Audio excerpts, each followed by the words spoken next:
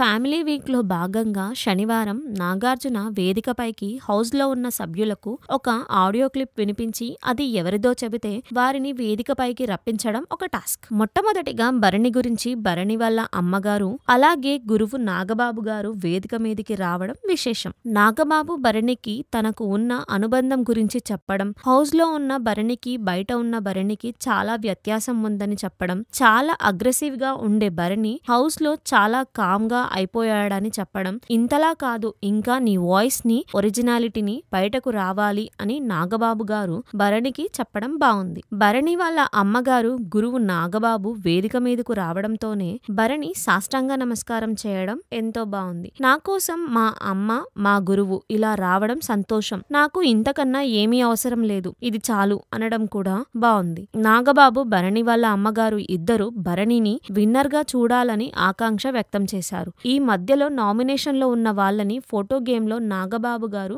Bharani photo తీయడం, అందులో unsafe అని ఉండడం కూడా విశేషం. మొత్తానికి ప్రేక్షకులకు నాగబాబు భరణికి మధ్య ఉన్న బాండింగ్ అర్థమైంది. దీంతో భరణికి ప్లస్ కావచ్చు. మెగా ఫ్యామిలీ అభిమాని భరణికి ఎంతో కొంత నాగబాబు రాకతో మేలు జరిగే అవకాశం లేకపోలేదు. చూద్దాం ఏం జరుగుతుందో.